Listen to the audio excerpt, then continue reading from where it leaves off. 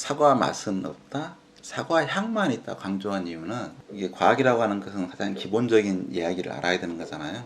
그러니까 우리가 맡는 모든 감각은 실제로 뇌에서 만들어야지 느끼는 거지. 제가 평소에 커피를 하면서 뭐 데이터라든지 어떤 과학적인 자료가 다른 데는 있었을지 몰라도 저희가 접근하기 쉬운 자료는 없었거든요. 커피 하는 사람들이 그냥 이렇게 경험으로 알고 있던 것들이 이제 박사님 책을 보면서 좀 구체적인 도움을 많이 받았어요. 그래가지고 꼭 제가 유튜브를 통해서 커피 이야기를 좀 들어보고 싶어가지고. 커피에는 단맛 성분이 이미 다 뭐 원래 원두에는 한 8% 있어도 그게 다 로스팅하는 과정이 싹 사라지고 없었는데 무슨 단맛이냐, 너 혀가 맞는 거야 틀린 거야. 네. 여기 보면 피라진 물질, 물론 스파이스에서 이렇게 이 정도 느낌이 날 정도는 아니겠지만 가장 기본적인 약간 매콤한 누룽지 같아. 약간 구수하기도 하면서 스파이시하기도 하고 네. 그런 향이 나나요? 이런 물질의 종류에 따라서 어떤 쪽은 좀 더 달콤한, 어떤 쪽은 좀 더 초콜릿 같은 그런 물질들이 있으니까 맛물질하면 실제로 많이 쓰는 거 몇 개 없어요. 단맛 내려면 설탕, 과당, 짠맛 내려면 소금 되면 되지 뭐. 맛물질은 감칠맛, MSG와 핵산계 내지는 복합적인 어떤 성분 쓰는가. 맛은 원료가 단순하니까 오히려 쉬운데 향기 물질은 종류가 많은데 이게 항상 느낌이 복합적이다. 아까 같이 향 자체가 단 느낌이 있는 것도 있고 실제로 이제 우리가 밝혀지지 않은 단맛 같은 거 특징이 굉장히 둔해요. 향 같은 경우는 이 설탕에 비해서는 강도가 10,000배, 최소한 10,000배, 10만, 100만, 1000만. 그럼 설탕 감미가 1이라 그러면 감미만 내는 물질 중에서도 합성 감미료 같은 경우는 100배, 200배, 500배, 600배잖아요. 단백질 중에 3000배짜리도 있고 화학물질 중에서 20만 배가 있어요. 역칠로 말씀하시는 그쵸. 거죠? 네. 그거 20만 분의 1만 있어도, 설탕이 20만 분의 1만 있어도 단맛이 나는 물질. 로스팅하는 과정이 얼마나 복잡한 과정인데 그 성분이 뭐 천개 이상 생기는데 그 물질 중에서 단맛 느낌을 주는 물질이 생기지 않았다라고 볼 수도 없는 거지 뭐. 가능성은 두 가지인 거죠. 모든 향의 자체에는 아까 쓴맛, 네. 향이지만 쓴맛이 나는 느낌이 나는 것도 있고 단맛 느낌 나는 것도 있고 향이 강하면 단맛이 느껴지는 것도 있어요. 작을 때는 모르는데 네. 이거 어쩔 수 없는 거야. 그러니까 우리가 짠맛은 순수한 소금이야. 네. 근데 소금 먹었으면 항상 똑같이 짜야 되는데 네. 지나면 쓴맛이 나거든요. 왜냐하면 옆에 있는 다른 수용체까지 활성화가 돼버려요. 그럼 강도가 강하니까.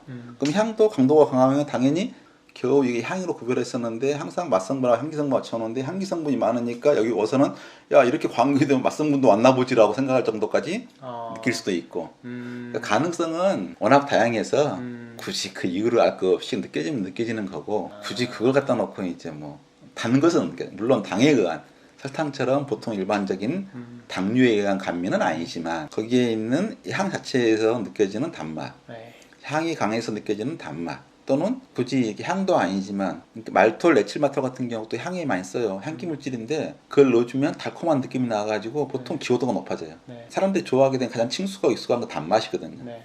단 느낌이 나면 무조건 사람들은 좋아해요. 뭐 단 거 싫다 말로만 그렇지 실제로는 느낌은 스위트한 느낌이 나면 부드럽고 편안하고 익숙하고 달콤해서 단 것도 아니다 달아 단 느낌 나 더 좋아해 그 사람들이. 그러니까 5가지 맛, 우리가 미각으로 느끼는 5가지 맛 외에 단향, 그러니까 플레이버라고 하거든요. 이제 커피 용어에서는. 예, 왜냐면 향과 맛을 통칭해서 우리가 그 뇌에서 느끼는 거를 맛이라고 표현을 하니까 이게 단맛 그러면 이제 그 안에 있는 단향과 단맛의 총체적인 어떤 느낌인 거죠. 제가 이제 그렇게 사과 맛은 없다, 사과 향만 있다 강조한 이유는 이게 과학이라고 하는 것은 가장 기본적인 이야기를 알아야 되는 거잖아요. 그럼 혀로 느끼는 것은 테이스트죠. 네. 혀로 느끼는 테이스트고 이것은 올팩션, 후각인 거고 맛이 이렇게 감각으로부터 뇌로 간다 생각하지만 사실은 뇌로부터 감각하는 게 더 많아요. 이 향기 물질 보면 당혹스러운 게 뭐냐 그러면 아무 상상을 할 수가 없어. 그래서 우리가 커피 1점에 간다, 식당에 간다 그럴 때는 이미 어떤 맛이다, 어떤 느낌이 있다 이미 예측을 하고 있고 예측하고 비교해서 맛있네. 이게 데이터가 있는데 향기 물질은 당혹스러운 게 지금 느끼는 느낌하고 나중에 느낌하고 달라요. 왜냐하면 우리가 하얀 종이를 하얗게 보이는 게 이게 정성이 아니라니까. 조명에 따라서 항상 빛에 따라서 다르게 봐야 되거든. 근데 우리는 이렇게 자연스럽게 섞여 있는 거 보면은 이건 종이네. 그 순간에 종이의 흰색이겠네 라고 하는 데이터 그 0.1초도 안 돼, 0.00초 안 되는 순간 내에서 이건 가장 하얗게 봐야지 화이트 바란스를 맞춘다고 순식간에. 그러니까 식당에 가도 자기들 항상 감각을 튜닝을 해. 근데 이 향기 물질 다 하면은 갑자기 기억도 안 나. 느닷없이 딱 와. 냄새가 나.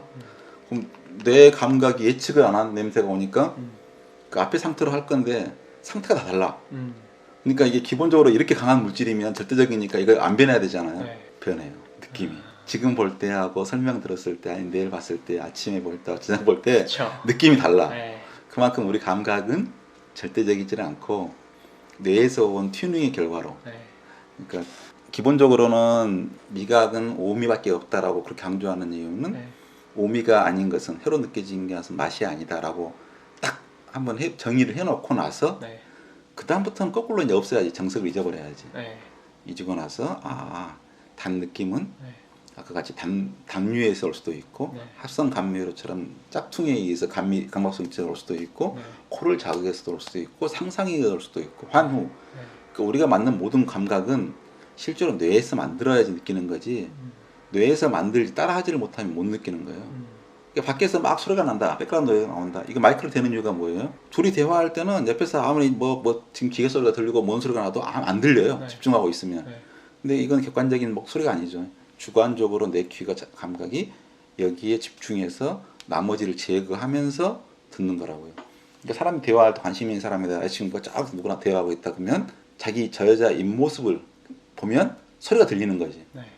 그건 대단히 잘하는 사람도 있고 아마추어도 입모습만 보면 제법 소리 정보와 입모양과 표정과 이걸 모든 걸 자기가 생각할 수 있는 초능력을 발휘해서 그 소리를 듣는다고. 근데 객관적으로 그런 데이터가 없이 녹음만 해갖고 들으면 절대로 못 들어요. 그러니까 우리 감각이라고 하는 것은 튜닝된 결과 뇌에서 이렇게 이제 받아들이려고 하는 집중과 선택 집중에 의해서 가공해서 표현한 결과로 우리가 느끼는 거지 절대 감각이 아닙니다. 들려오는 자극이 아니에요. 정리를 해보자면은 로스팅을 통해서 이제 뭐 마이야르 반응이라든지 뭐 이렇게 캐러멜라이징을 통해서 일단 이런 수많은 향기 물질들이 생기잖아요. 근데 우리가 그런 어떤 물질의 구성비만 봐서는 가열이 되면은 뭐 단맛을 내는 뭐 탄수화물이라든지 뭐 지방이라든지 이런 성분들은 줄어들지만 수치적으로는 근데 여러 가지 화학 반응을 통해서 단향을 내는 물질들이 많이 생기기 때문에 우리가 단맛을 느끼는 거다. 그리고 또 단맛도 그 로스팅 과정에서 너무 화학 반응이 아직까지 다 밝혀지지 않았으니까 비교적 역치가 높은 그런 단맛을 내는 물질이 생길 수도 있다. 그런 가능성을 배제할 수는 없다라는 말씀이시죠. 네.